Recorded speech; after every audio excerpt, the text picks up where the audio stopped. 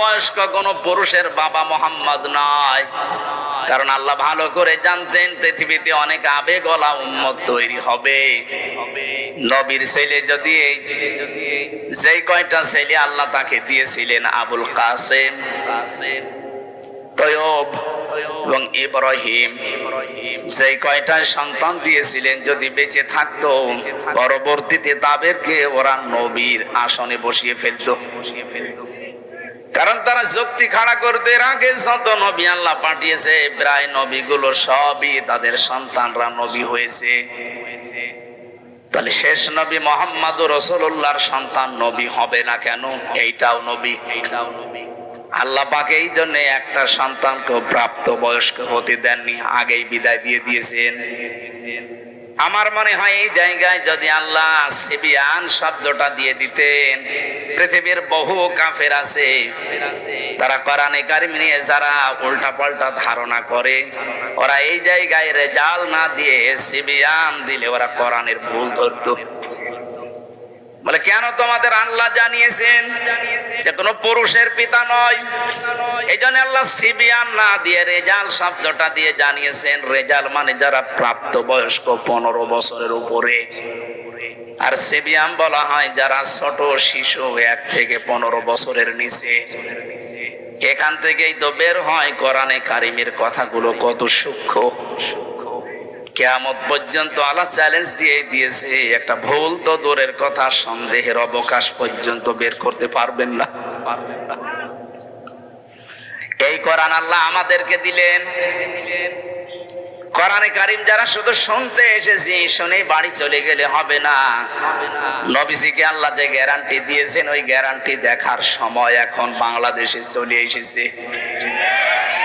আমি যা বলবো আপনি একটু গভীরে নিয়ে যাবেন, দেখবেন আনন্দ পাবেন। তারাকতু ফীকুম আমরাইন লান তাদিল্লু মা তামাসসাকতুম বিহিমা কিতাবাল্লাহি ওয়া সুন্নাতু রাসূলিহি। নবীজি বিদায় হজের ভাষণের শেষ কথা বলেছিলেন, আমি তোমাদের কাছে 2টা জিনিস রেখে গেলাম, একটা আল্লাহর কালাম কিতাবুল্লাহ, আর 2 নম্বরে আমি নবীর সুন্নাত। কথাগুলো ভালো করে মনে রাখেন। নবীজি কিন্তু বলেছেন সুন্নাতু রাসূলিহি। আমার 2 পাশেই 2 জন আলেম বসে আছে, ওখানে মুহাদ্দিস বসে আছে। নবীজি কি বলেছিলেন আমি তোমাদের জন্য আমার হাদিস রাখলাম? কি বলেছিলেন? সুন্নাহ। আজ এই দেশে বহু মানুষ বলে আমরা আহলে হাদিস। না, এই শব্দটা ভুল। আপনি আহলে হাদিস দাবি করে শুধু হাদিস দিয়ে জীবন চালাতে পারবেন না। কথা বোঝেন আমার? এই জন্য যারা বলে শুধু আমরা হাদিস মানি, সহি হাদিস, আপনি সহি মানেন, শুধু হাদিস দিয়ে চলতে পারবেন না। পৃথিবীতে এমন অনেক অনেক নিয়ম আছে যেটা হাদিস দিয়ে মানতে গেলে আপনি শেষ পর্যন্ত যেতেই পারবেন না। হাদিসে আছে, জিজ্ঞাসা করেন মুহাদ্দিসকে, আগুনে পোড়ানো জিনিস খেলে ওযু ভেঙে যায়, আছে না? এখন যদি চা খান, এটা কি দিয়ে পোড়ানো? এই যে কিছুক্ষণ আগে তো খেয়ে আসলাম, তাহলে আমার ওযু আছে? বাটামি করা জায়গা পান না? এরকম বহু জায়গা আছে। শুধু হাদিস মানি আমি, এই কথা যারা বলছেন আপনি বিভ্রান্তিতে আছে। একটু চিন্তা ভাবনা করেন কোরআন হাদিস নিয়ে। আমরা শুধু আহলে হাদিস না, আমরা আহলে সুন্নাত ওয়াল জামাত। যদিও এই শব্দটাকে কিছু গরম সুন্নি, ঠান্ডা সুন্নি, মিঠা সুন্নি এরা চুরি করে নিয়েছে, ওদেরকে সর্বোচ্চ বলা যায় ওরা আহলে বেদাত, আহলে সুন্নাত না। সুতরাং সুন্নি যদি দাবি করতেই হয়, এই দেশে যারা আহলে সুন্নাত ওয়াল জামাত তারা দাবি করতে পারে। তারাই সুন্নাতের জন্য মার খায়, তারা সুন্নাতের জন্য জেলে যায়, তারা সুন্নাতের জন্য ফাঁসির দড়ি গড়ায় নেয়। আর যারা সুন্নির ধ্বজাধারী, 3 দিন আগে দেখেছেন আমার তাহেরি ভাই পুলিশ দেখে পালিয়েছে। কিসের সুন্নি? এটা একটা ভণ্ড। এটা যে ভণ্ড, ফতোয়া দেওয়া লাগবে। ফতোয়া ছাড়াই ভণ্ড। কারণ ইসলামের রাম আর বামরা জালেমরা মিলে যত ক্ষতি না করেছে এই দেশে, এই মাজার পূজারি যারা সুন্নির নাম নিয়ে বাংলাদেশে ইসলামের ক্ষতি তার চাইতে বেশি করেছে। আমি নামটা নিয়ে ফেললাম, দুঃখিত, কারণ নাম না নিলে অনেকে মনে করো ও তো আলেম। কিসের আলেম? ওটা একটা জালেম। এই জন্য পাপের বোঝা যখন মানুষের পরিপূর্ণ হয়ে যায়, ওই মানুষকে আমার আল্লাহ ছাড় দেয়, কিন্তু ছেড়ে দেয় না। আমি যে শব্দ নিয়ে বলছিলাম, যারা আহলে হাদিস দাবি করছেন আপনি ভুল পথে আছেন। বসেন এক জায়গায় আলেমদের সাথে, আপনি প্রমাণ করে মিলাতে পারবেন না। আপনি যদি এত হক আহলে হক দাবি করেন, আপনার আহলে হাদিসের নামের ভেতরে এতগুলো দল কেন? শুধু আহলে হাদিস এই নামের ভেতরে 7 দল।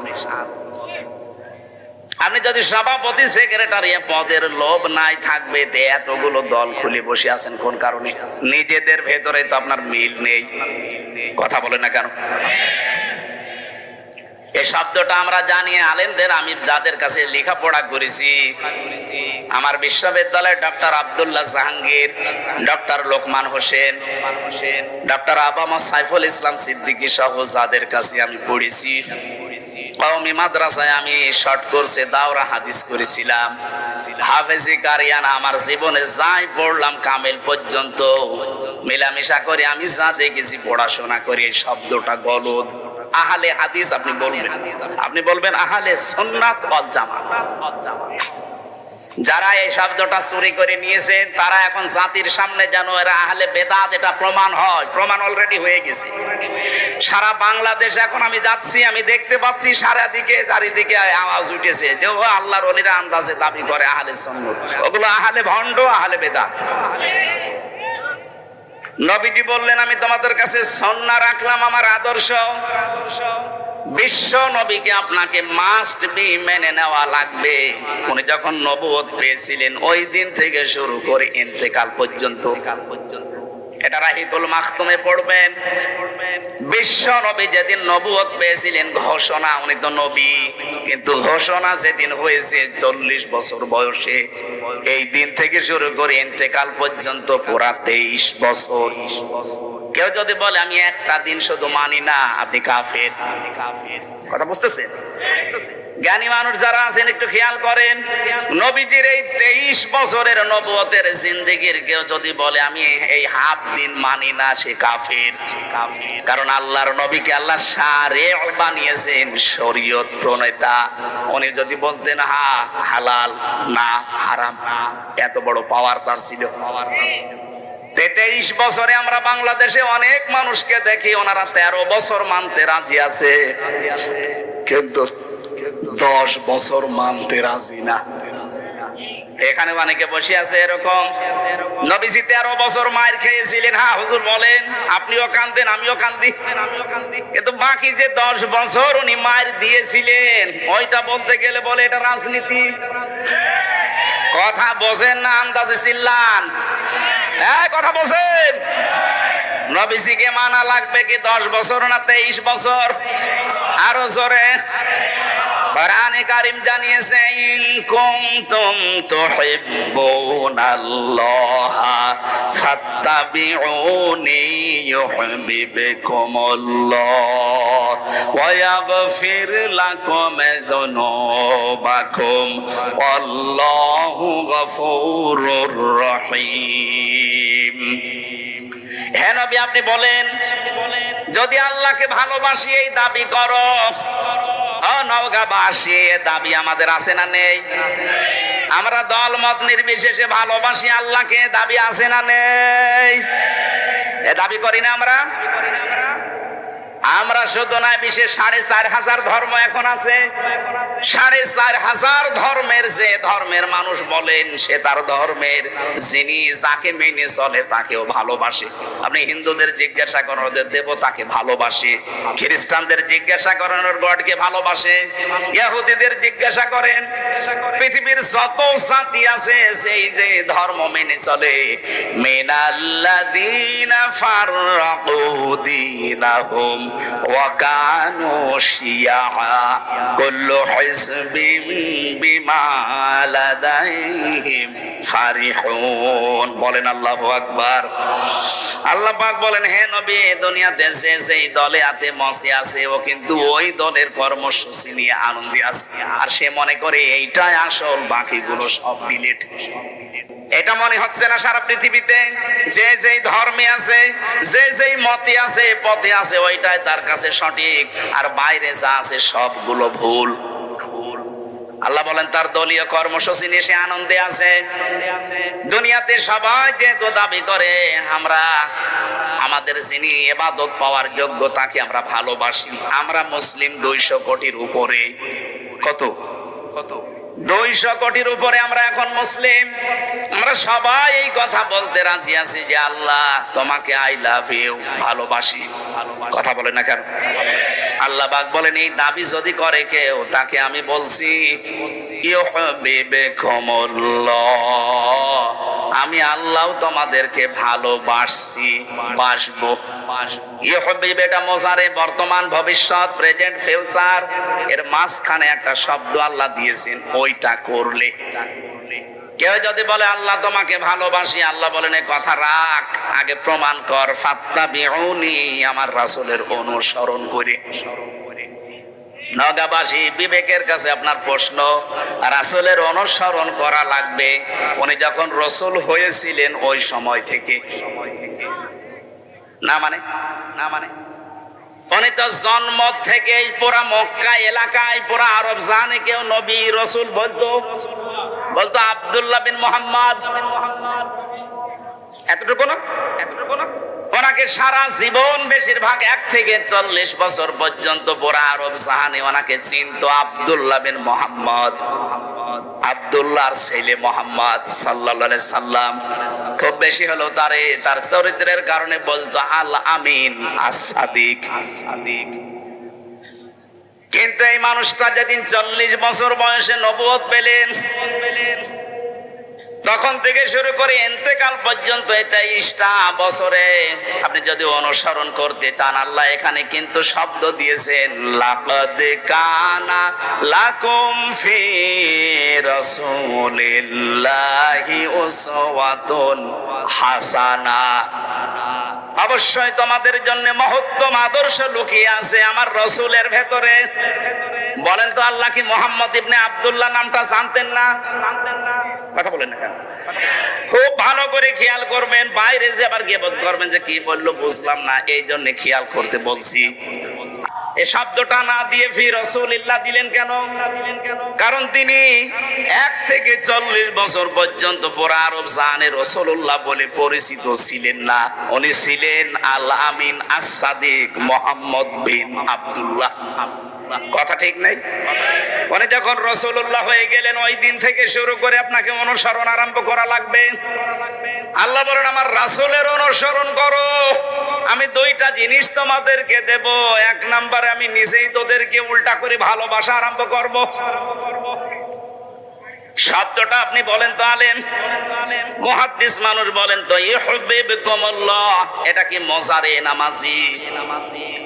অতীতের শব্দ আল্লাহ দেয়নি, মোজারে দিয়েছেন এই জন্য এর ভেতরে 2টা কাল আছে, বর্তমান আছে আর ভবিষ্যৎ আছে। কেউ যদি সত্যি রাসূলুল্লাহকে অনুসরণ করা আরম্ভ করে, আল্লাহ তখন থেকে তাকে ভালোবাসা আরম্ভ করবে। আমাদের অনুসরণ যদি এখন থেকে শুরু হয়, আল্লাহ আমাদেরকে এখন থেকে ভালোবাসা আরম্ভ করবে। আর আল্লাহ যদি কাউকে ভালোবাসে, আল্লাহ পাক বলেন আমি পুরস্কার দেব, ওয়া ইয়াগফির লাকুম যুনুবাকুম। ইয়াগফির এটাও মোজারে, বর্তমান, ভবিষ্যৎ, প্রেজেন্ট, ফিউচারের ভেতরেও 2টা কাল। জামবুন আল্লাহ দেয়নি যে একটা গুনাহ মাফ করে দেব, যুনুব বহু বচন, একটা গুনাহ রাখবো না। যত অপরাধ আছে সব আমি আল্লাহ মাফ করে দিচ্ছি, দেব। তাহলে শর্তটা কি পেয়েছিলাম? রাসূলুল্লাহর অনুসরণ। কি কথা বলেন না কেন? এখন এই অনুসরণ কি আংশিক না পূর্ণাঙ্গ? জবাব দেন ভালো করে, আংশিক না পূর্ণাঙ্গ? এবার আপনি নিজের বিবেককে বলেন তো, আপনার অনুসরণ হচ্ছে, আমিও জানি, এটা কি আংশিক না পূর্ণাঙ্গ?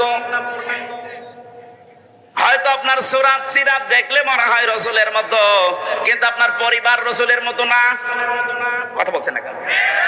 আপনার এমন মেয়ে জন্ম দিয়েছেন যেটা স্কিন টাইট প্যান্ট পরে, নাকি নওগাঁয় নেই? একটা যুবতী মেয়ে 18 বছর 20 বছর বয়স, সে তার বাবার সামনে স্কিন টাইট প্যান্ট পরে গেঞ্জি গায়ে দিয়ে একসাথে বসে সিনেমা দেখছে, ওটা বাবা? হ্যাঁ, ও রুচি কি বলেন তো? ওকে মানুষ না জানোয়ারের চাইতেও খারাপ এটা। আমি এত নিকৃষ্ট শব্দ বলতাম না। বলেন এটা একটা বাবা বলা যায়? এই জন্য তো মাঝে মাঝে দেখি অঘটন ঘটে যায়।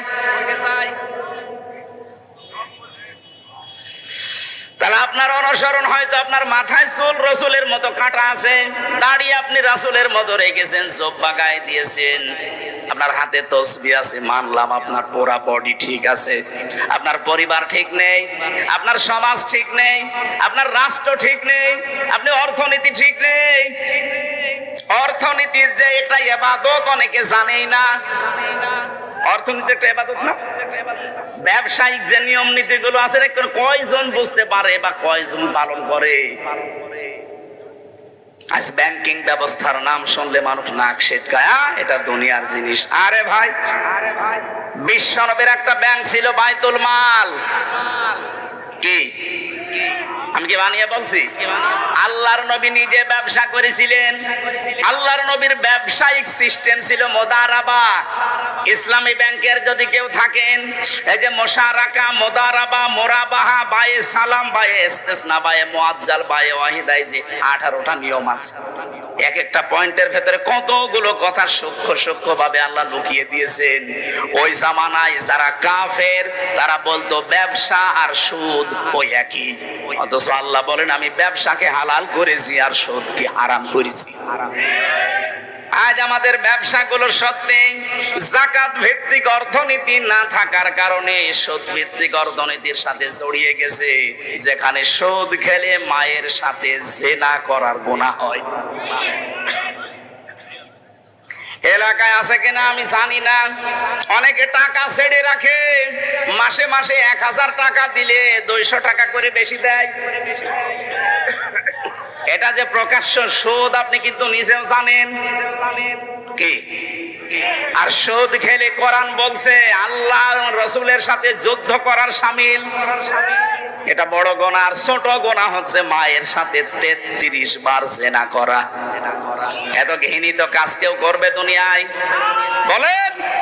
অথচ এখানে বহু টুপি মাথায় দেওয়া দাড়িওয়ালা মানুষ এই কাজ করে, টাকা ছেড়ে রাখে, টাকা আসে।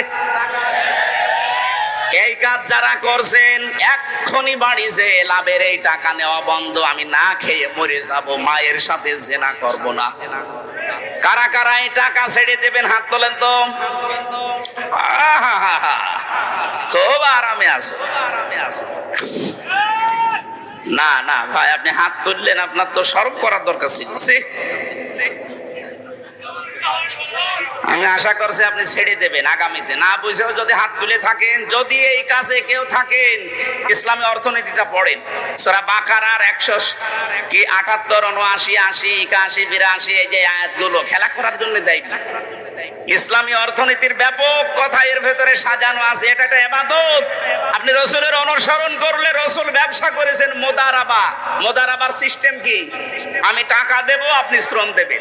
খাদিজা টাকা দিয়েছে, রাসূলুল্লাহ শ্রম দিয়েছে। এক কথা বলছেন না কেন? আপনি জিজ্ঞাসা করে দেখেন আলেমকে, খাদিজা টাকা দিয়েছে, রাসূলুল্লাহ শ্রম দিয়েছে। এইটাই মুদারাবা। এটা ইসলামী ব্যাংকে আছে।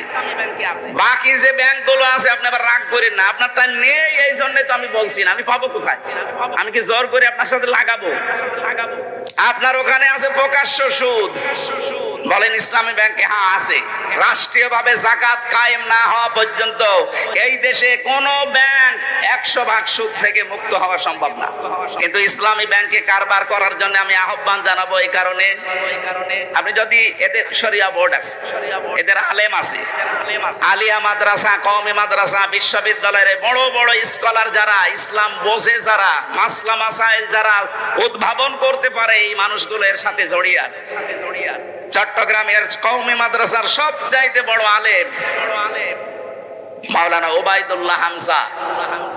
এই বাংলাদেশে কওমি মাদ্রাসার ভেতরে যদি 10 জন আলেম থাকে উনি একজন। কি কথা বোঝেন আমার? এই আলেমকে জিজ্ঞাসা করেন, ওবায়দুল্লাহ হামজা কত বড় মাপের আলেম। সাজ্জাদ মাওলানা কামাল উদ্দিন জাফরি হাফিজাহুল্লাহ, বাংলাদেশে যদি 10 জন থাকে তার ভেতর উনি একজন। এজন্য আপনি নির্দ্বিধায় ইসলামী ব্যাংকে চোখ কান বুঝে কাজ করবেন, যদি গোনা হয় ওদের হবে। কারণ জাকাত ভিত্তিক অর্থনীতি যতদিন কায়েম না হয় ততদিন আপনার অসুবিধা নেই। নবীজি নিজে 13 বছর মক্কায় নামাজ পড়েছে না পড়েননি? বলে না কেন? কিভাবে পড়লেন? কারণ তখনও তো কাবা শরীফের ভেতরে 360টা মূর্তি। উনি কি মূর্তির সামনে নিয়ে নামাজ পড়লেন? না মানে এবার আপনি বলেন তো, নবীজি নিজে 360টা মূর্তির সামনে নিয়ে কাবা শরীফে নামাজ পড়লেন, ওনার নামাজ হয়? হয়েছে এই কারণে, কারণ ওনার হাত ছিল না। উনি যে মূর্তিগুলো সরাবে ওই অবস্থায় উনি নেই। ওই নবী মদিনা থেকে রাষ্ট্র ক্ষমতা হাতে নিয়ে যখন ফিরে আসলেন, এবার আর মূর্তির সামনে নিয়ে নামাজ পড়ে নাই, নিজের হাতে হযরতে আলীকে সাথে করে ভেঙেছেন। আপনি ইসলামকে ওই জায়গায় আগে তুলে দেন। দেখেন এই দেশের ব্যাংকিং ব্যবস্থা, এই যে অগ্রণী, সোনালী, রূপালী, চৈতালি যত ব্যাংক আছে একটাতেও সুদ থাকবে না, আমি গ্যারান্টি দিচ্ছি। বিশ্বের বহু মুসলিম দেশে আমি গিয়ে দেখেছি যেখানে সুদ নেই, তাদের ব্যাংক চলছে না? চলছে। তাদের জাকাত ভিত্তিক অর্থনীতি রাষ্ট্রীয় ভাবে আছে।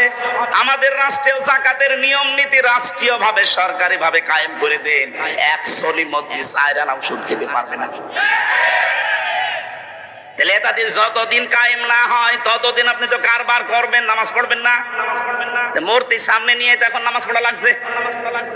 সুতরাং যতদিন ইসলামে দেশে রাষ্ট্রীয় ভাবে কায়েম না হয় ততদিন আমার মনে হয় এই দেশে ইসলামী ব্যাংকের উপরে যেহেতু আর কিছু নেই, আপনি পাবেনও না।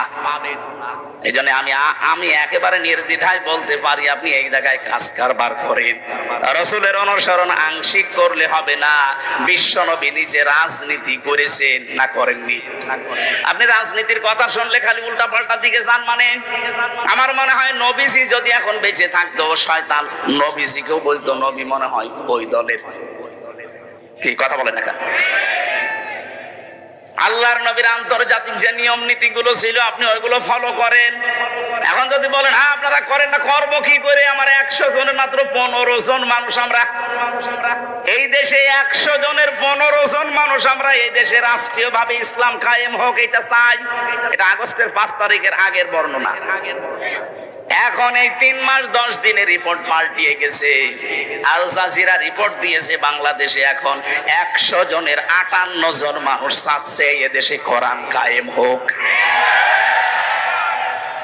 এটা যদি সত্যি আর কিছুদিন যেতে দেন, আমার তো মনে হচ্ছে যে হারে মানুষ ইসলামে ঝুঁকতেছে, কারণ অনেক কিছুই দেখা শেষ।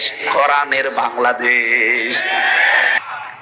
আল্লাহ পাক বলেন মা আনজালনা আলাইকাল কুরআনা লিতাশকা।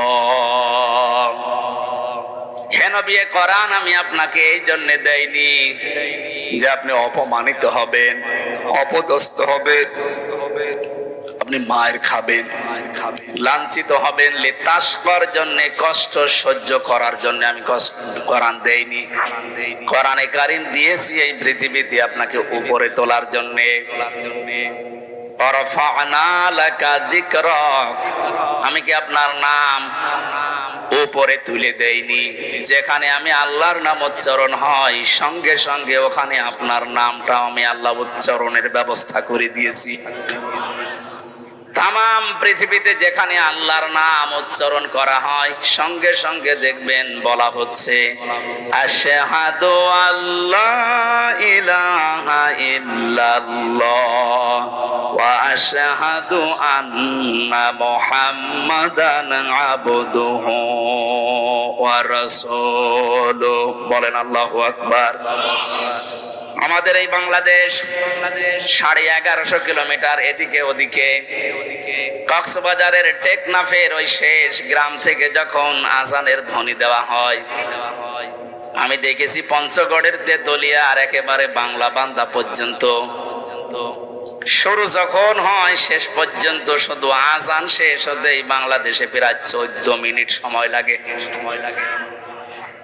1150 কিলোমিটারে যদি 14 মিনিট একাধারে আল্লাহর নামের সঙ্গে সঙ্গে রাসূলুল্লাহর নাম উচ্চারণ হতেই থাকে।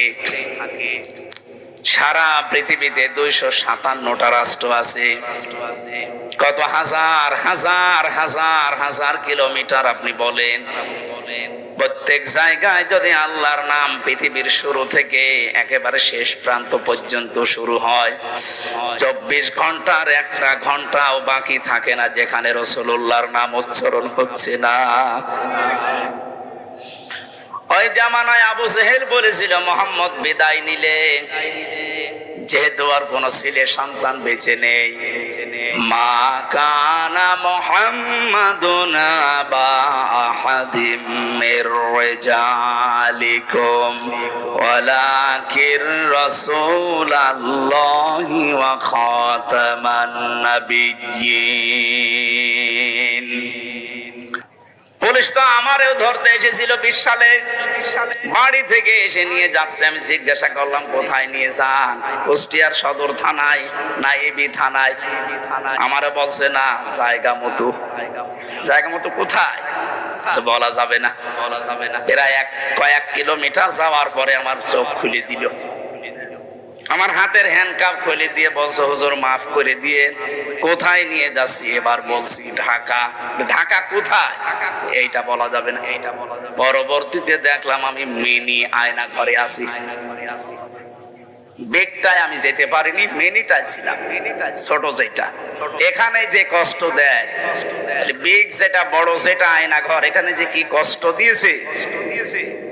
এরপরও অনেকে লেডি ফেরাউনের প্রশংসা করে, ওর সাফাই গায়। আপনি মানুষ, আপনার উপরে তো ঝড় যায়নি। আপনার বাবা যদি ওই রকম আয়না ঘরে থাকতো 10 বছর, তখন টের পেতেন যে হাসিনা কি। আমি নামটা ধরে ফেললাম, ওনার নাম আমি মুখে আনতে চাই না, কারণ নামটা আমার কাছে ঘৃণিত হয়ে গেছে। হিটলারের নাম শুনলে যেমন আমার ভেতরে রাগ হয়, চেঙ্গিস খানের নাম শুনলে যেমন রাগ হয়, ইয়াজিদের নাম শুনলে যেমন রাগ হয়, ওর নাম শুনলে এরকম এখন মুসলমানদের রাগ হয়। কারণ আমি নিজে তো সাক্ষী, আমি দেখে এসেছি যে কাজ করেছি কি। একটা মানুষ হয়ে মানুষের উপরে এত জুলুম একজন করতে পারে, সেটা তো দেখেছিলাম, আমার নিজেও পড়লাম। বিশেষ করে আমি জেল থেকে বলছি। এই কারা বসেন, যারা আছেন বসেন, তাড়াতাড়ি বসেন ভাই।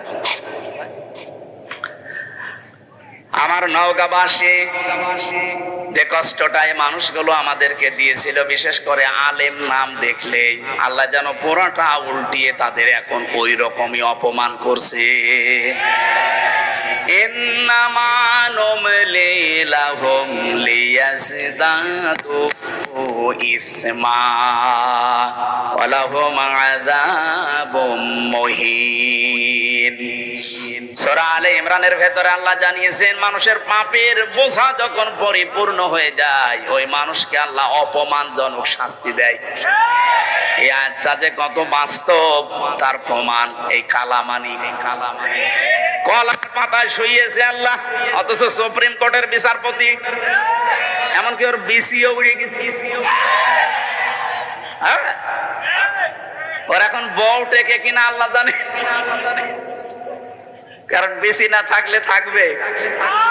হ্যাঁ, ওই দেখেন নোটের পাচ্ছে।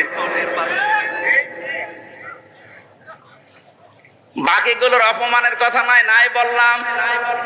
তাদের যে চরিত্র, শয়তান পর্যন্ত অত নিচে নামে নাই, ওদের যা এখন ভিডিও ক্লিপ বের হচ্ছে। মানুষ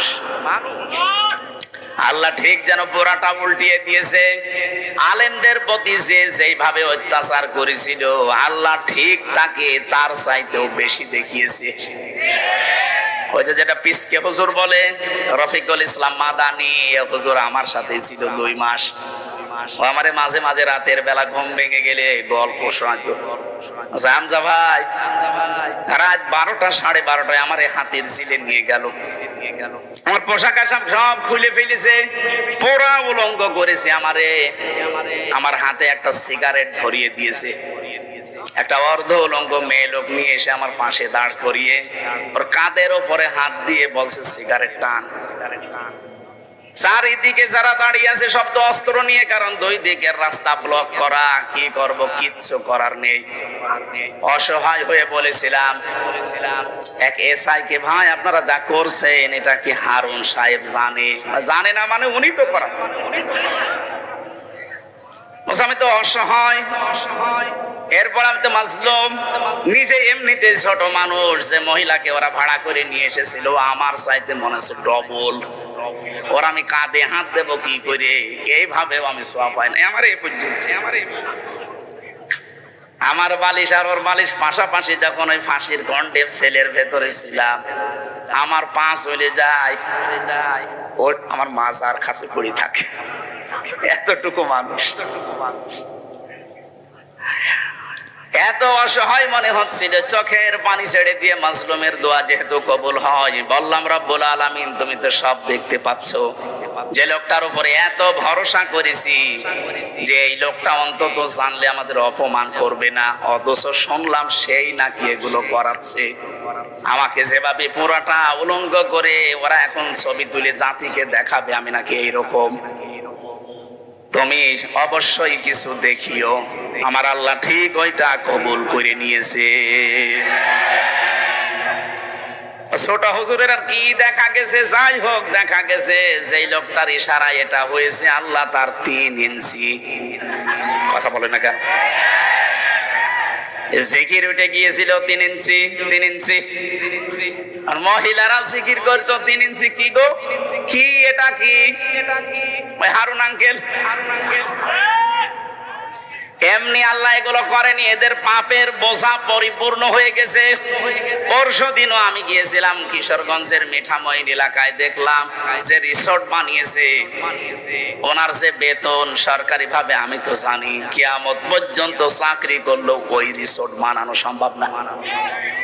ওখানে থাকতে সর্বনিম্নই লাগে 10,000 এক এক রুম ভাড়া, আর ঊর্ধ্বে আছে 1 লাখ 1.5 লাখ। এক রাত থাকবেন আপনি মাত্র একটা রুম নিয়ে, সর্বনিম্ন ভাড়া 10,000। উপরে যত বেশি আছে। এমন কোন জিনিস করে না এই হাওড়ের ভেতরে যে নেই।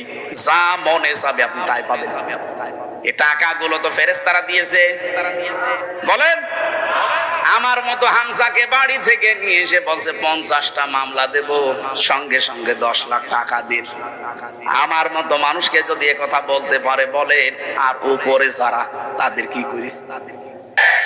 54 বছর তো আমরা দেখলাম কম বেশি না, দেখি নাই? বলেন, বাবা চালিয়েছে, চাচা চালিয়েছে, কারো স্বামী চালিয়েছে, কারো বউ চালিয়েছে, আর আপাত চালাইলো। এখন শুধুমাত্র দেখতে বাকি আছে আল্লাহর কোরআন দিয়ে দেশটা চললে কেমন দেখা যায়। মুসাফির অবস্থায় আছি আমি, এখনো মাজলুম অবস্থায় আছি, অসুস্থ আছি এখনো। দোয়া করছি এই লক্ষ মানুষ নিয়ে, আল্লাহ দুনিয়ায় যদি তোমার কিছুই ভালো না লাগে আমাদের জীবনের, অন্তত মুসাফিরের দোয়া তোমার নবীজি বলেছে ফেরত আসে না। বড় আশা নিয়ে আকাঙ্ক্ষা নিয়ে আমরা বলছি, বাংলাদেশে চরম চোখে 56,000 বর্গ মাইল কোরআনের হাতে তুলে দাও। তাহলে রাসূলের অনুসরণ করা লাগবে কি আংশিক না পূর্ণাঙ্গ? আরো জোরে বলেন। এই পূর্ণাঙ্গ অনুসরণ যখন আপনি করতে যাবেন, তখন মনে করবেন যে আল্লাহ আপনাকে কেবল ভালোবাসা আরম্ভ করলো। আমি কথা বোঝাতে পেরেছি? তার মানে এখনো এই দেশে অনেক পীর, অনেক আলেম, অনেক বক্তা, অনেক মুফাসসির, অনেক মুহাদ্দিস, অনেক শাইখুল হাদিস এখনো আল্লাহর ভালোবাসায় পাওয়া আরম্ভ করেনি, যাদের পূর্ণাঙ্গ অনুসরণ নেই। এই যে আজকে রমজান ভাই বলছিল মাওলানা মামুনুল হককে, মাওলানা আমির হামজাকে যেদিন ধরা হয় ওই দিন যদি দেশের মানুষগুলো যারা তাওহীদি জনতা, বিশেষ করে 48,000-এর উপরে পীর আছে এই দেশে। আরে ভাই ইমানের সংজ্ঞা তো পড়েছেন আপনিও, মান রাআ মিনকুম মুনকারান ফালিয়ুগাজ্জিরহু বিয়াদিহি ফাইল্লাম ইয়াস্তাতি' ফাবিলিসানিহি ফাইল্লাম ইয়াস্তাতি' ফাবিকলবিহি ওয়া যালিকা আযাফুল ঈমান। বুখারী শরীফের হাদিস। হযরতে আবি সাঈদ খুদরি থেকে বর্ণিত, বিশ্বনবী বলেন, তোমাদের ভেতরে কেউ যদি অন্যায় কাজ দেখে সে যেন হাত দিয়ে বাধা দেয়। হাত যদি প্যারালাইজড হয়, পারে না, তাহলে মুখ দিয়ে সে যেন বলে। মুখে যদি জোর না থাকে সে যেন অন্তরে পরিবর্তনের চেষ্টা চালায়। এইটাও যদি পরিকল্পনা কারণ না আসে, এটা ইমানের সর্বনিম্ন স্তর। এটাও নেই আপনার ভেতরে ইমান নেই, আপনি একটা বেঈমান। যখন আস্তে আস্তে করে রমজান মাসে আলেমদেরকে ধরে ধরে জেলে দিচ্ছিল, এদেশের তাওহীদি জনতা যারা ইমানের সর্বনিম্ন স্তর ছিলেন, যদি সবাই এক বাক্যে 48,000 পীর গুলো যদি নেমে পড়তো যে না, কোন আলেমকে বিনা কারণে জেলে যেতে দেব না, কোন জালেমের খবর হইতো না। আমি তো ভেতরে যে দেখেছিলাম অনেক জালেম ভয় ছিল, অনেক জালেম তারা নিজেরা বলা করতো না এগুলো ঠিক হচ্ছে না। দেশের জনগণ যদি খেপে যায় তখন আমাদের কিন্তু উল্টা পাল্টা হয়ে যাবে। ভেতর থেকে তো বাইরে প্রকাশ করব কি করে? আমাদের তো 24 ঘন্টা ফাঁসির কন্ডেম ছেলে তালা মারা। এই জন্য ভাবতাম যদি এই কথাগুলো বাইরে পৌঁছিয়ে দিতে পারতাম, এ বিনা কারণে এই আলেমদেরকে বাংলাদেশে বছরের পর বছর জেলে থাকা লাগতো না। কারণ ওরা তো জানে যে আমরা অবৈধ, ওদের তো ভয় আছে একটা। আজকের সভাপতি দেখলাম শামসুজ্জোহা খান, সাবেক সংসদ সদস্য, লিখেছেন ইনি কত সালের এমপি আমি জানি না। যদি 2008 থেকে 24 পর্যন্ত কেউ এমপিতে পাশ করে নাম দেয় যে সাবেক এমপি, এটা অবৈধ। কারণ আপনাকে আমরা ভোট দেইনি। 8 সাল থেকে শুরু করে 24 পর্যন্ত কোনো নির্বাচন হয়নি, সবগুলো পাতানো। কথা বলেন না কেন? সুতরাং যারা 8 সাল থেকে 24 সাল পর্যন্ত এমপি মন্ত্রী, কোনদিন পোস্টারে লিখতে পারবেন না সাবেক এমপি, সাবেক মন্ত্রী। আপনি এতটুকু লিখতে পারেন সাবেক চোর, আর একটু বেশি করে লিখবেন যে সাবেক ডাকাত। কারণ আপনি ভোট ডাকাত, আপনি ভোট চোর, এইটা লিখবেন, অসুবিধা কি? কথা বলে না কেন? আপনি এই শামসুজ্জোহা খানের মতো সাবেক এমপি লিখতে পারবেন না, কারণ এটা নির্বাচনে এমপি, আর আপনি ইলেকশনে না। অথচ এখন যারা পালিয়ে গেছে, 2 বোন একসাথে, এরা এখন ছড়াচ্ছে আমরা নির্বাচিত ছিলাম, আমাদেরকে উৎখাত করা হয়েছে। এত বড় ডাহা মিথ্যা কথা একটা হাজী সাহেব বলতে পারে? ও হাজী সাহেব সারা জীবন মিথ্যা বলছে, এই জন্য মুখে বাঁধে না। ওদের এই মিথ্যা কথার কারণে সারা পৃথিবীর 257টা রাষ্ট্রে বাংলাদেশের ভাবমূর্তি নষ্ট হয়ে যাচ্ছে। নিজেরা ষড়যন্ত্র করে তো পারেনি, এখন উল্টা করে হিন্দুদেরকে কাজে লাগিয়েছে যে দেশের ভেতরে বিশৃঙ্খলা তৈরি করছে। আমার মনে হয় তাবলীগ জামাতের যে 2 গ্রুপের ভেতরে এক গ্রুপ এই সাদপন্থী যারা, আমার মনে হয় এদের পেছনে ওই 2 বোনের হাত আছে। নয়তো কোন কারণে আপনি 4 জন মানুষকে জবাই করলেন? তদন্ত করলে আমার মনে হয় বেরিয়ে আসবে। এখন ছাত্রলীগের নাম আসতেছে, এরা জবাই করেছে, তদন্ত করে রিপোর্ট দেন। আমার মনে হয় 100 ভাগ না, আমার কেমন সন্দেহ হচ্ছে, কারণ যেভাবে জবাইয়ের ধরন দেখলাম, এটা ছাত্রলীগ ছাড়া অন্য কেউ করতেই পারে না। এতদিন শুধু আন্দাজে নাম দিয়েছে ছাত্র শিবির, জামাত ইসলাম রক কাটে। কে বলেছে আপনাকে? একটা প্রমাণ বাংলাদেশে আছে যে কারো রক কেটে দিয়েছে? এতদিন ছড়িয়েছে সারা বিশ্বের কাছে যে বাংলাদেশে সংখ্যালঘু নির্যাতন হয়, অথচ এই পৃথিবীর ইতিহাসে বাংলাদেশে ইতিহাস নেই যে আমরা একটা মন্দির ভেঙে মসজিদ বানিয়েছি, না। অথচ ভারতে আজকেও মসজিদ ভাঙিয়ে দিয়েছে। মসজিদ গুলো ভেঙে ভেঙে ওরা এখন মন্দির বানাচ্ছে। সারা বিশ্বের বিভিন্ন দেশে মাটির নিচে কেউ তেল পায়, কেউ গ্যাস পায়, কেউ লোহা পায়, কেউ স্বর্ণ পায়। আর এই প্রতিবেশী নামের কলঙ্ক, এই হারাম জাদাগুলো, এরা নাকি মাটির নিচে শুধু মসজিদের জায়গায় মন্দির পায়। বলে এখানে 500 বছর আগে মন্দির ছিল, এই জন্য ভেঙে আমরা আবার মন্দির বানাচ্ছি। জবাই করা দরকার শয়তানগুলোকে। আর এই কিছু হকার আছে মলম, এই মলম সাংবাদিক যেইগুলো, আমার মনে হয় ওদেরকে বাংলাদেশের এই হিজড়াদের হাতে দিয়ে দেওয়া দরকার, কামড়িয়ে খেয়ে ফেলবে। বিশেষ করে ময়ূখ রমজানকে, শয়তান, সে কি মানুষ? বাংলাদেশ থাকবে, বাংলাদেশ থাকে থাক, না থাকে না থাক, তোর ইন্ডিয়া থাকবে কিনা দেখ। সেভেন সিস্টার আমার মনে হচ্ছে থাকবে না, কারণ যা আরম্ভ করেছেন আপনি মুসলমানের গায়ে হাত দেননি, সরাসরি আল্লাহর ঘরে হাত দিয়েছেন। আল্লাহ আবাবিল পাঠিয়েছিলেন তার ঘরকে রক্ষা করার জন্য, সে আল্লাহ এখন আর নেই। বলেন, কাবা শরীফ যদি আল্লাহর ঘর হয়, বাবরি মসজিদ কার ঘর?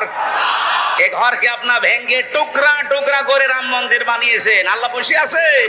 ছাড় দিয়েছে, ছেড়ে দেবে না। ভারত আজ হোক কাল হোক টুকরা টুকরা হবে।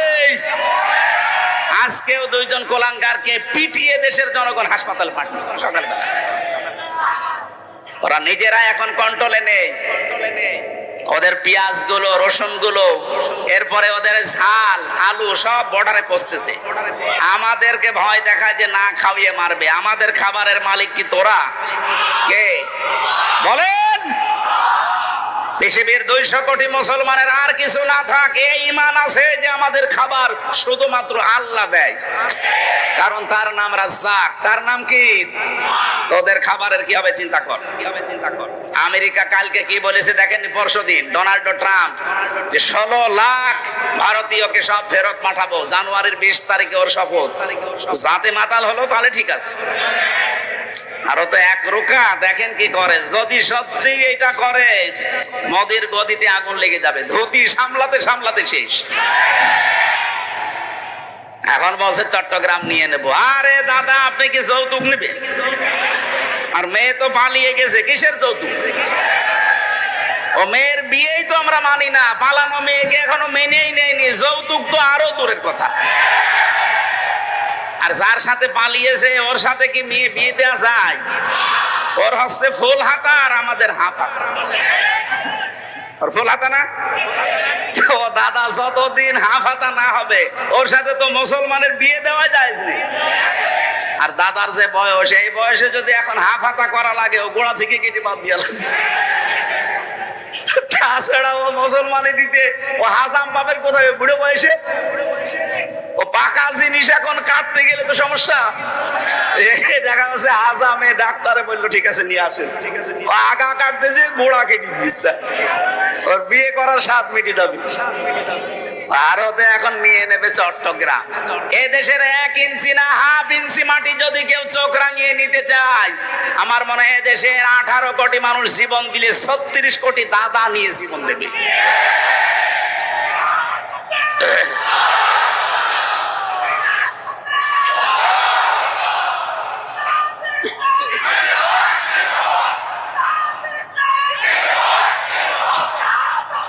আলহামদুলিল্লাহ ভাই, আলহামদুলিল্লাহ ভাই। আমি যে কথাটা বলার জন্য পর্যন্ত নিয়ে এসেছিলাম, বিশ্ব নবীর অনুসরণ করা জীবনে যদি আমাদের থাকে, আমাদের আর চিন্তা নেই, কারণ আমাদের আখিরাত তৈরি হয়ে গেছে। পেছনের অপরাধ আল্লাহ মাফ করে দিয়ে আমাদেরকে আল্লাহ তার বানানো বাগান ওই জান্নাতে প্রবেশ করিয়ে দেবেন। বলেন আমিন।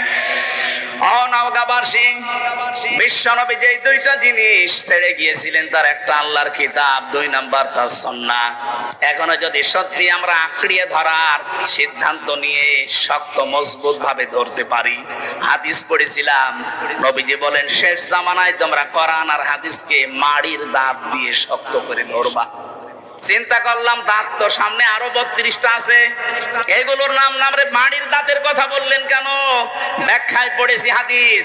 আমি বিস্তারিত বলতে গেলে সময় কভার হবে না, এই জন্য তাড়াতাড়ি করছি।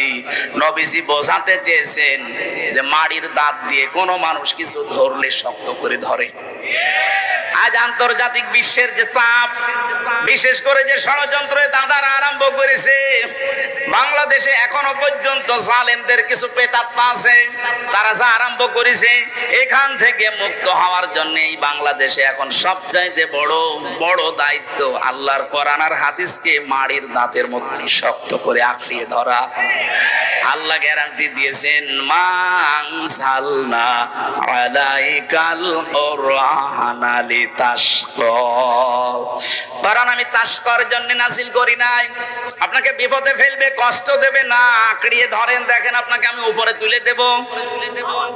আল্লাহ জানেন এটা আঁকড়িয়ে ধরার মাধ্যমে সেখানে তোলার কথা ওই জায়গায় যেন আমাদেরকে তুলে দেয়, বলেন আমিন।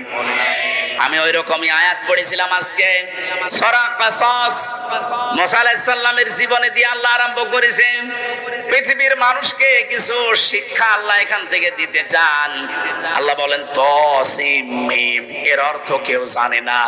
তিলকা আয়াতুল কিতাবিল মুবিন, এগুলো সব স্পষ্ট কিতাবের আয়াত। তাহলে কোরআন শরীফের প্রথম বর্ণনা এই যে কোরআন স্পষ্ট। কোরআন কি? যদিও আমাদের কাছে স্পষ্ট না, আমাদের অনেকের কাছে কোরআন অস্পষ্ট। এই জন্য এই মাদ্রাসাগুলো আপনি এখানে আসেন, পড়েন। এখানে আমার মনে হয় বয়স্ক শিক্ষা আছে কিনা জানি না, এইটাও বিভিন্ন মাদ্রাসায় চালু করা দরকার। এই ছেলেরা মেয়েরা বয়স্ক শিক্ষা মাগরিব থেকে এশা পর্যন্ত, ফজরের পর থেকে যেহেতু কাজে কামে বেরিয়ে যান, মাগরিব থেকে এশা পর্যন্ত 1 ঘন্টা সময় দেন। এভাবে 1 দিন 2 দিন 1 মাস 2 মাস 5 মাস 1 বছরে দেখবেন আপনি কোরআনের অনেক কিছু আয়ত্ত করে ফেলেছেন। কোরআনে কারিম আল্লাহ আমাদেরকে দিয়েছেন স্পষ্ট আয়াত, আর আমরা এখনো পর্যন্ত কোরআনের কাছে না আসার কারণে এখনো অস্পষ্ট হয়ে আছে আমাদের কাছে। আমরা পূর্বের জামানার জীবনী পড়ি, যারা কোরআনের কাছে এসেছে ওই মানুষগুলো কোনোদিন আর গোপনে থাকে নাই। হযরত ওমর মুসলমান হয়েই বলেছিলেন, হে নবী, যে কোরআন শুনি আমি মুসলমান হলাম, সূরা তাহা। আপনি বলেন তো এটা কি সত্য? 100% সত্য। তিনি বলেছিলেন এই সত্য জিনিস আর গোপনে থাকবে না, আপনি আমাকে অনুমতি দেন, আমি এই মুহূর্তে কোরআনের পক্ষে একটা মিছিল করব। তিনি মুসলমান হয়ে ওপেন হতে চায়, আর আমরা মুসলমানেরা কোরআন পড়ে পড়ে আরো বলে যে হুজুর আমি গোপনে আছি। এটা টাটকা শয়তান। তুই কিসের কোরআন পড়ি যে গোপনে থাকবি? হযরত ওমর কোরআন পড়েই বলে আমি ওপেন হব, আর আমরা এমন কোরআন পড়ছি আমি গোপনে আছি। সে সময় যেহেতু চলে গেছে, এখন তো ওপেন হওয়ার সময়। কথা বলেন না কেন? আপনার এখন ওপেন হওয়ার সময়।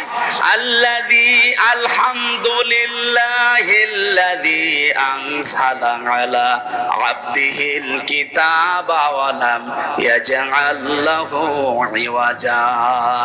সব প্রশংসা আল্লাহর জন্য, যিনি তার বান্দার প্রতি এমন একটা কিতাব দিয়েছেন যে কিতাবের ভেতরে কোনো বক্রতা নেই, কোনো গোপন কথা নেই, বাঁকা কথা নেই। যারা আজ মারেফতের কথা বলে বলে মানুষদেরকে মায়ের পথ দেখায়, নাম দিয়েছে মারেফত, অথচ দেখায় মায়ের পথ। কথা বলে না কেন? ভাব ধরেছে উনি বুজুর্গ। কিসের বুজুর্গ? ওটা বেজির্গ। আপনাকে মারেফত বলতে কিছু নেই, এটা শব্দটা হচ্ছে উরফুন থেকে। আরাফা ইয়ারিফু মানে পরিচিত হওয়া। আরাফাতের ময়দানে যেহেতু আদম হাওয়া এসে পরিচিত হয়েছিলেন, জায়গাটার নামই হয়ে গেছে আরাফাতের ময়দান। আর ওই শব্দটাকে গোপন বিষয় বলে মানুষদেরকে কোরআন থেকে সরাতে চায়। এটা এক শ্রেণীর মানুষের দেশে কাজ করছে। স্পষ্ট ভাবে বলছি, কোরআনে কোনো গোপন কথা নেই, যা আছে সব ওপেন কথা। আর কিছু জিনিস যেটা আল্লাহ জানায়নি ওইটা বাদ। যেমন তহা, ইয়াসিন, তাসিম, মিম, আলিফ, লাম, মিম, এগুলো আল্লাহ বাড়ে আর কেউ জানে না। আর রাসূলুল্লাহকে আল্লাহ জানিয়েছেন, উনি আমাদেরকে বলেননি, ও পর্যন্ত সবার দরকার নেই। কিন্তু বাকি যত আয়াত আছে, কোন আয়াত অস্পষ্ট না, সব স্পষ্ট। আপনি এর কাছে আসেন, বসেন, পড়েন, দেখবেন গভীরে যত যাবেন তত আনন্দ পাবেন। আমি কোরআনে কারিমের একটা আয়াত এই কয়েকদিন আগে চিন্তা ভাবনা করে আমার দৃষ্টিতে আমি আশ্চর্য হয়ে গেছি। সানুরিহিম আয়াতিনা ফিল আফাকি ওয়া ফি আনফুসিহিম। এটা সূরা হামিম সিজদার শেষের দিকে আছে। রব্বুল আলামিন বলেন, অতি শীঘ্রই আমি দিক দিগন্তে এবং তোমাদের এই শরীরের ভেতরে এমন কিছু আছে যেগুলো দেখাবো, স্পষ্ট করে দেখাবো। হাত্তা ইয়াতাবাজ্জানা লাহুম আন্নাহুল হক, যতক্ষণ পর্যন্ত আমি যে সত্য এটা প্রমাণ না হয় ততক্ষণ দেখাবো। আমি বহু কিছু পেয়েছি, আমার একটা বিষয় খুব আশ্চর্য লাগে। কম্পিউটার এখানে ভিড়িয়ে দিলে আমি দেখাতে পারতাম।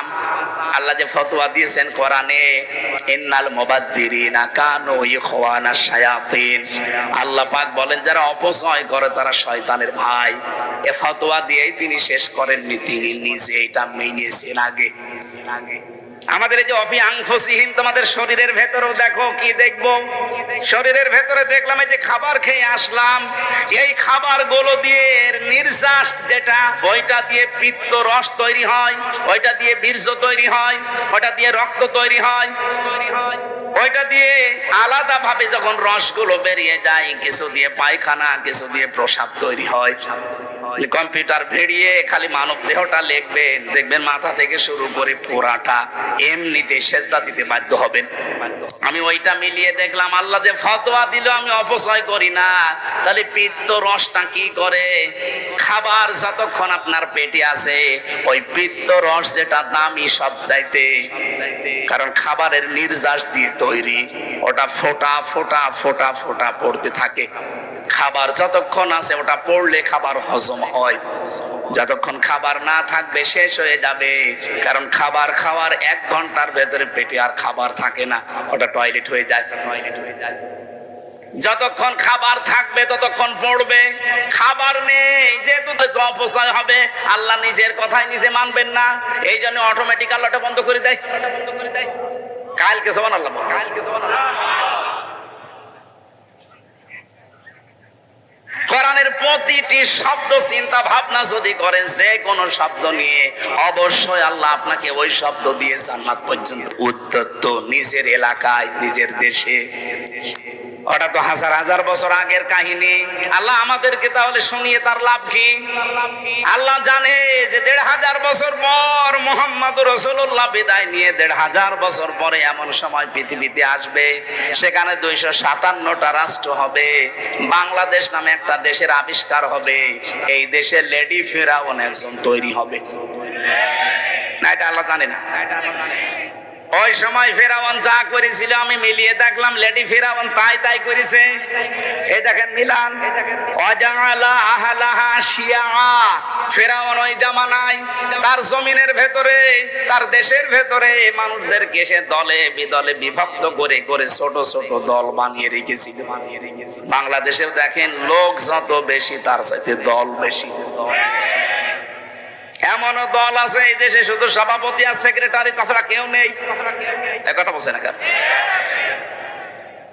শুধু টুপি মাথায় দেয়। এদের ভেতরে প্রায় 54টা দল, জেনারেল যারা তাদের ভেতরে 27টা। নবীজি বলেছিলেন আমার উম্মতের ভেতরে 72 কাতার হবে, শুধু একটা কাতার জান্নাতে যাবে, বাকি সব যাবে জাহান্নামে। 73 কাতারে। আমি যদি ওই সমস্ত দলকে কাতার বানাচ্ছি না, আমার ওটা আবার আলাদা সাবজেক্ট। আমি ফেরাউনের কর্মসূচি আপনাকে বলছি। আল্লাহ বলেন ওর প্রথম কাজ ছিল এইটাই। এদিকে তাকান, এদিকে তাকান। ওর প্রথম কাজ ছিল মানুষকে দলে বিদলে বিভক্ত করে রেখেছিল। ওর উদ্দেশ্য ছিল মানুষ যত বেদলে বিভক্ত হবে আমার ক্ষমতা তত পাকাপোক্ত হবে। কারণ মানুষ এক জায়গায় না হতে পারলেও প্রতিবাদ জানাবে কি করে? যারাই আসে তারা 5 জন, এরা আসে এরা 8 জন, ওরা আসে ওরা 2 জন, খালি সভাপতি আর সেক্রেটারি কেউ নেই। এরা সবাই যদি এক হয়ে এক বাক্যে আসতো তাহলে তো আমার যে চেয়ার, এ চেয়ার থাকার কথা না। এই জন্য ওর প্রথম কাজ ছিল যেভাবেই হোক দলে বিদলে বিভক্ত করে রাখা লাগবে। বাংলাদেশে আজ মানুষের ভেতরে এত দলের পেছনে ভারতের দায়ী। ওরা গোপনে গোপনে আমাদেরকে এই কাজ করায়। আমার সাথে যেগুলো আলেম ছিল তারা মনে মনে আমাকে এই কথা বলেছিল যে আজ হুজুরদের ভেতরে এত দলের পেছনে এই র কাজ করছে। যদিও এটা ওপেন সিক্রেট বলা ঠিক হয়নি। এদের তালে পা দেবেন না, এটা ফেরাউনের চক্রান্ত। ফেরাউন বলেছিল আমি কেন এটা করতে চাই জানো? ইস্তাদিফু তাইফাতাম মিনহুম, তাদেরকে আমি দলে বিদলে বিভক্ত করে দুর্বল করে রাখতে চাই। ইউদাব্বিহু আবনাহুম ওয়া ইস্তাহয়ি নিসাহুম, তাদের পুরুষদেরকে আমি মেরে ফেলতাম আর মেয়েদেরকে জীবিত রাখতাম। দুইটা অর্থ হতে পারে। এক নম্বরে পুরুষ ছেলেদেরকেও প্রথমেই মেরে ফেলেছিল, আর বাচ্চা যারা মেয়েরা তাদেরকে দাসীবাদী বানাতেও বাঁচিয়ে রেখেছিল। দ্বিতীয় অর্থ, পুরুষদের কর্মহীন করে দিয়েছিল, মেয়েদের কর্মসংস্থান বানিয়ে দিয়েছিল। এটা ফেরাউনের কাজ। আপনি দেখেন দ্বিতীয় অর্থটা বাংলাদেশে মিলে যাবে। কত পুরুষ মানুষ বিয়ে পাশ করে বসে আছে, চাকরি নেই। মেয়েটা ম্যাট্রিক ফেল, তার 3 জায়গায় চাকরি। এই কথা বলছেন না? এটা ফেরাউনের চক্রান্ত। কারণ মেয়েরা যেখানে সময় বেশি দেয় তার সাথে মহব্বত ভালোবাসা বেশি হয়। এইটাই নিয়ম। ও স্বামীর সাথে থাকে 4 ঘন্টা আর বসের সাথে থাকে 18 ঘন্টা। এরকম পরিবেশ বাংলাদেশে ছিল না, এখনো আছে। এটা পাল্টাতে হবে। মেয়েদের অভ্যাসই এটা, যার সাথে সময় বেশি কাটাবে তার সাথে মহব্বত বেশি হবে। এজন্য অনেকের স্বামী বিদেশ চলে যায়, তখন ওর পাশের বাড়ির জলিমদ্দির সাথে ওর দেবরের সাথে সময় বেশি কাটানো লাগে। মহব্বত স্বামীর চাইতে পাশের বাড়ির জলিমদ্দির সাথে বেশি হয়। আপনাদেরকে একটা কথা বলছি, জীবনেও কোনোদিন বিবাহিত মেয়ে লোক বা ভাবি, প্রতিবেশীর স্ত্রী, এদের সাথে ভুল করেও লাইন করতে যাবেন না। কারণ আপনি না পারবেন তাকে বিয়ে করতে, না পারবেন কষ্ট সহ্য করতে। কি কথা বলছেন? অবিবাহিত কোন মেয়ে লোক যদি অসহায়, বিধবা অথবা স্বামী পরিত্যক্তা, এরকম মিলক ভালো লাগে, বিয়ে করে ফেলেন। কিন্তু সাবধান, পাশের বাড়ির ভাবির সাথে অথবা প্রতিবেশীর স্ত্রীর সাথে অথবা বিবাহিত কোন মহিলার সাথে লাইন করতে যাবেন না। কারণ তার স্বামী যতদিন না ছাড়বে আপনি বিয়ে করতে পারবেন না। আর বিয়ে করতে না পারলে যতদিন আপনি লাইনে থাকবেন শুধু কষ্ট পাবেন। এইরকম লাইনে যারা আছেন, আজকে থেকেই তাওবা করবেন যে না, আমি এক্ষুনি ওই ভাবির মোবাইল নাম্বার ডিলিট করে দেব। কারা কারা পারবেন হাত তোলেন। 2-1 মুরব্বী হাত তুলেছে। ওর তো মোদি দাদার মতো অবস্থা, ওর হাত তোলার দরকার কি? না, সম্মানিত মা বোনেরা, মেয়েরা এসেছে, মেয়েরা সম্মানিত মা বোনেরা, এটা শুধু পুরুষের জন্য না, এটা মহিলাদের জন্য। নারী পুরুষ এই জেনা, বিশেষ করে চোখের জেনা আর মনের জেনা, এই 2টা জেনা থেকে যদি আমরা বাঁচতে চাই তাহলে 2টা ঔষধ খাওয়া লাগবে। সূরা নূর 18 নম্বর পারা 12 নম্বর পৃষ্ঠার 7 নম্বর লাইনের 30 নম্বর আয়াত। এটা অকুল্লিল মুমিনিনা ইয়াগুদ্দু মিন আবসারিহিম ওয়া ইয়াহফাযু ফুরুজাহুম যালিকা আযকা লাহুম। আমি সহ যারা এখানে আছি, নারী হোক আর পুরুষ হোক, মাত্র 15 দিন এই ঔষধটা খাবেন। এলাপতি, হোমিওপ্যাথি না গাছগাছড়া?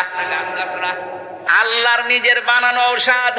আল্লাহ বলেন মুমিন পুরুষদেরকে এবং মুমিন নারীদেরকে বলে দেন, তারা যেন পর নারী পর পুরুষ থেকে প্রথমে তাদের চক্ষু নিম্নগামী করে। 14 জন পুরুষ আর 14 জন মহিলা বাদ দিয়ে যার সামনে যত কিছু পড়বে, আল্লাহর ঔষধ আজকে থেকে খাওয়া লাগবে। এই যে আজকে মহিলারা এসেছে, এরাও যদি সামনে পড়ে যায়, ওটা যদি আপনার মা হয় আপন মা, যদি খালা হয় আপন খালা, যদি নিজের বোন হয় আপন বোন, নিজের মেয়ে হয় আপন মেয়ে, নিজের ফুফু হয়, নিজের পুত্রবধূ হয়, এরকম 14 জন মহিলা এবং 14 জন পুরুষ, বাবা, ছেলে, নিজের আপন ভাইয়ের ছেলে, আপন বোনের ছেলে, নিজের মেয়ের জামাই, এরকম 14 জন পুরুষ 14 জন মহিলা বাদ দিয়ে সামনে যেই পড়বে সঙ্গে সঙ্গে আল্লাহর কথা মনে করি চোখ নিচের দিকে করবেন। যদিও শয়তান ওদেরকে জাল হিসাবে রাখবে, তারপরও শক্ত কন্ট্রোল করেন নিজেকে। 2 নম্বরে লজ্জা স্থানের হেফাজত করা, ইল্লা আলা আজওয়াজিহিম আও মা মালাকাত আইমানুহুম ফাইন্নাহুম গায়রু মালুমিন। আল্লাহ পাক বলেন নিজের জায়েজ স্ত্রী ছাড়া অন্য কোন কারোর স্ত্রী কামনা করাই জায়েজ, করা না, শেষে হর্ষাই আছে, করাই জায়েজ নেই। অথচ যারা আজ পরকীয়া প্রেম করছি বলে এক জিনিস আর আমি কতদিন কি করব, এই জন্য অন্য জায়গায় লাইন করেছি। আপনি যদি এই কথা বলেন তা আপনার বউ তো এই কথা বলতে পারে যে ও ছাতায় এক জিনিস আর পর দিন আমি আর এক জায়গায় করি। এই যে নিজের স্ত্রীর প্রতি আজ আকর্ষণ নেই, অন্যের বউ দেখলেই কেমন যেন আকর্ষণ হয়, ভালো লাগে, এমনি না। এই কারণে, কারণ আমার লজ্জা স্থান এবং চোখের হেফাজত নেই, এই জন্য অন্যের বউ দেখলে খুব ভালো লাগে, নিজেরটা দেখলে আর ভালো লাগে না। খালি 15 দিনে ঔষধ খাবেন, 15 দিন দেখবেন নিজের স্ত্রীর প্রতি আকর্ষণ বাড়বে, নিজের স্ত্রীর প্রতি চাহিদা বাড়বে। পৃথিবীর অন্য কোন মহিলা যত সুন্দর হোক দেখলে আপনার কাছে আর ভালো লাগবে না, এই ঔষধটা খাওয়া যাবে না। এক কথা বলে না কেন? ফেরাউন যা করেছিল, মেয়েদেরকে কর্মসংস্থান দিত আর পুরুষদেরকে অকর্মা করে রাখতো, এই লেডি ফেরাউন তাই করেছিল। মানুষকে বোঝাতো যে আমরা সমান অধিকার দিতে চাই, এদিকে যে জারজের কারখানা তৈরি হচ্ছে ও টের পাচ্ছে। নিজের ছেলে বিয়ে দিয়েছে খ্রিস্টান মহিলার সাথে, বলে আহলে কিতাব। কিসের আহলে কিতাব? কিসের আহলে কিতাব? পৃথিবীতে শুধু মুসলমান ছাড়া বাকি যা আছে সবগুলো কাফের। সে ইহুদি হোক, খ্রিস্টান হোক, বৌদ্ধ হোক, হিন্দু হোক, মাজুসি হোক, সব কাফের, সব কাফের। আপনি যদি প্রমাণ করতে পারেন যে ওরা মুসলমান, কারণ কোরআন আসার পরে সবগুলো ডিলিট হয়ে গেছে, আর বলে না উনি আহলে কিতাবের মেয়েদের বিয়ে করেছে, ঘন্টামি করার জায়গা পান না, জায়গা পান না। ওর পাশে যারা থাকতো তারা ওকে বোঝাইতো আপনার অসুবিধা নেই, খ্রিস্টান মেয়ে তাতে কি হতো, আহলে কিতাব। আমি এই কথা সিঙ্গাপুরে বলেছিলাম, এই কারণে আমার উপর ওদের রাগ, আমাদেরকে কাফের বললো। আরে ভাই, কাফেরকে কাফের বলবো, অসুবিধা কি? এই জন্য আমার আর জাতি দেয় না, আমার মতো এই লোকের চেহারা ওনারাও ঢুকতে দেয়। সত্য কথা বলতে সে নিজের দেশ হোক আর সিঙ্গাপুর হোক, মালয়েশিয়া হোক আর আমেরিকা হোক, কোন জায়গায় আমি পিছপা হয়নি, কোনোদিন হব না। এটা যদি সিঙ্গাপুরে মরণের আগে যেতে না দেয় আমার কোনো দরকার নেই, কিন্তু সত্যটা তো জানা লাগবে যে কাফের, আপনি কাফের, আপনি কাফের। ঈমান ভাঙার 10টা কারণ আছে না হুজুর? তার ভেতরে 7 নাম্বার কারণ, কাফেরকে কেউ যদি কাফের মনে না করে সেও কাফের করে, সেও কাফের। এক কথা বলেন না কেন? আপনি কাফের, আপনাকে আমি কাফের বলবো না মুসলমান বলে আমি কি আমার ঈমান হারাবো? আল্লাহ পাক বলেন ইন্নাহু কানা মিনাল মুফসিদিন, ও ফাসাদ সৃষ্টিকারী ছিল। এবার আল্লাহ আমার নিজে তার নিজের আশা ব্যক্ত করছেন, ফেরাউন তো এই কাজ করেছিল। ওয়া নুরিদু আন্নামুন্না আলাল্লাযিনা ইসতাদঈফু ফিল আরদি ওয়া নাজআলাহুম আইম্মাতাও ওয়া নাজআলাহুমুল ওয়ারিসিন। আমি আল্লাহ একটা আলাদা ইচ্ছা করলাম। আমার ইচ্ছা কি, ফেরাউন যেই দলটাকে কোন ঠাসা করে রেখেছিল, এই যে হাজার হাজার দলে বিভক্ত করে একটা দলকেও টার্গেট করে কোন ঠাসা করে রেখেছিল, অত্যাচার জুলুম নির্যাতন করে ছোট করে রেখেছিল, ওই দলটা মুসা নবীর দল। কথা বলে না কেন? আমি আল্লাহ চাইলাম মুসা নবীর এই দলের উপরে আমার মানান করতে। মানান মানে অনুগ্রহ, দয়া। আমি আল্লাহ তাদের উপরে আমার অনুগ্রহ করলাম, জাতির নেতৃত্বে তাদেরকে আমি আল্লাহ দান করলাম এবং জমিনের ওয়ারিশ বানিয়ে দিলাম। এই আয়াতটা মনে হচ্ছে 2024 সালের 5 আগস্টের পরে নাযিল হয়েছে। এক কথা বলে না কেন? এত বছর যাদেরকে মিথ্যা তহমত দিয়ে উল্টা পাল্টা কথা দিয়ে আপনি কণ্ঠাসা করে রেখেছিলেন জাতির কাছ থেকে, নিজেরাই রাজাকারের তালিকা বানিয়েছেন 10,000, সেখানে 8,060 জন হচ্ছে আওয়ামী লীগের, মাত্র 37 জন জামাত ইসলামের, তারপরও প্রায় 13 জন বলে গেছে। এই মিথ্যা কথা ছড়িয়ে ছড়িয়ে কি পেলেন? এখন তো সবই যাচ্ছে নিজের দিকে। আল্লাহ বলেন এই তো পুরোটা উল্টিয়ে আমি ওই জাতির ভেতরে মুসা নবীকে, তার দলকে আমি প্রতিষ্ঠা দিলাম এবং জমিনের ওয়ারিশ বানিয়ে দিলাম। বাংলাদেশে এই আয়াতটা এখন আল্লাহ আমাদেরকে মনে হচ্ছে দেখাবে। এই কথা বলছে না কেন? যে দলটা সবচাইতে দুর্বল ছিল, এতদিন জুলুম, নির্যাতন, অত্যাচার, জেল, জুলুম, ফাঁসি, আয়না ঘর, তাদেরকে আল্লাহ এখন হাতে ধরে জাতির নেতৃত্ব দিয়ে দিচ্ছে। সামনে মনে হচ্ছে জমিনের ওয়ারিশ আল্লাহ তাদেরকেই বানিয়ে দেবে। আল্লাহ বলেন অনুমাক্কিনা লাহুম ফিল আরদ, আমি জমিনে তাদেরকে প্রতিষ্ঠা দিয়েছিলাম, ক্ষমতা দিয়েছিলাম। কেন জানো? ও নুরিয়া ফিরআউনা ও হামানা ও জুনুদাহুমা মিনহুম মা কানু ইয়াহদারুন। ফিরআউন, হামান এবং তার দলবল সবচাইতে বেশি ভয় পেত সেই দলকে নিয়ে, মুসা নবীর দল। আমি আল্লাহ ওদেরকে দেখাতে চেয়েছি, দেখ জমিনের শাসন তাদের হাতে দিলাম, তাদের হাতে দিলাম। আমার তো খাপের খাপা একটা মিলে যাচ্ছে, কারণ কোরআনের পাখি যতগুলো দোয়া করেছিল, একটা দোয়া আমার আল্লাহ ফেরত দেয়নি, সব কবুল করে নিচ্ছে।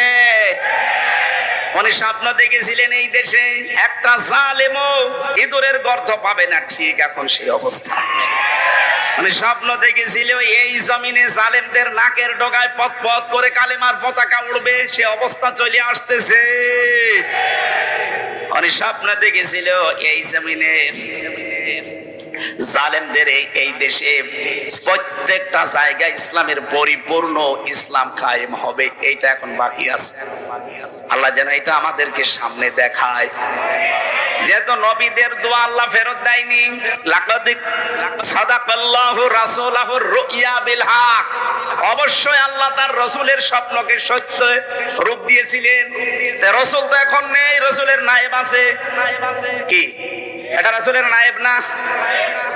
নায়েবে রাসূল উত্তরাধিকারী, রাসূলের ওয়ারিস এইগুলো। এনারা যদি কোনো স্বপ্ন দেখে, অবশ্যই আল্লাহ সেটা বাস্তবে হক রূপ দেবে। আর সেইটাই আমরা সামনে দেখতে পাচ্ছি। আল্লাহ কোরআনের আয়াত যেন আমাদেরকে দেখান, বলেন আমিন। জেলে যাওয়ার পরে কয়েকটা অভিজ্ঞতা হয়েছিল, তার ভেতরে একটা স্বামী স্ত্রীর গন্ডগোল। হাজারো মানুষ দেখলাম জেল খাটতেছে শুধু স্বামী স্ত্রীর গন্ডগোলের কারণে। আমি এই জন্য ওখানে বসে বসে এই বইগুলো লিখেছিলাম। এটা নারীদের জন্য, আর একটা আছে পুরুষের জন্য। দাম্পত্য সমস্যা এবং তার সমাধান কি করা যায়, ওখানে যেহেতু বাস্তব দেখেছি ওইটা দেখে লিখেছি। বাইরে এসে এডিটিং করে এটা ছেড়েছে। মেয়েরা আপনার স্বামীকে ছেলেকে দিয়ে এটা স্টেজ থেকে নিয়ে যাবে, যে স্বামীকে পড়াবেন আর স্বামীরা স্ত্রীদের পড়াবেন। বহু সমস্যার সমাধান দেওয়া আছে। আমি আশা করব এটার ভেতর থেকে তথ্যগুলো আমল করতে পারলে পরিবারটা অন্তত জান্নাত হবে। আমার মৃত মা বাবার আত্মীয় স্বজন, পাড়া প্রতিবেশী, বন্ধু বান্ধবকে দাওয়াত করে খাওয়ালে আমার মৃত মা বাবা উপকৃত হবে কিনা এ বিষয়ে জানতে চাই। সম্মানিত ভাইরা, মানুষ মরে গেলে যে খাবার খাওয়ানো হয় এটা হচ্ছে সাদকা। এটা কি? আর সাদকার খাবার খাবে এই পৃথিবীতে যারা অসহায়, এতিম, মিসকিন, তারা। আপনি যাদেরকে খাবার খাওয়ান ওরা তো সব রমজানের মতো মানুষ। কথা বলছে না কেন? আমি হামজার মতো মানুষ, আমি নিয়ে আসি 5 গাড়ি, আমারে আপনি মৃত খানা খাওয়াচ্ছেন, জায়েজ হবে? সুতরাং দেখে দেখে খাওয়াবেন, অসুবিধা নেই। খাওয়ানো জায়েজ আছে, কিন্তু মানুষ দেখে খাওয়াবেন। আমার কালকে দিনের বেলায় মাহফিল, সেই পটুয়াখালী বাউফল, সকাল 9টায়। এখন রাত্রে ঢাকা, ওখান থেকে ওরা নিয়ে যাবে, আবার দিয়ে রংপুর দিয়ে যাবে। এজন্য আমি আজকে আর টানতে পারছি না, মাপ চাই। আগামী থেকে আসলে আবার কথা বলবো ইনশাল্লাহ। এই বইটা যাওয়ার পরে এখান থেকে মোনাজাত শেষ হলে স্টেজ থেকে নিয়ে যাবেন। আল্লাহুম্মা আমিন।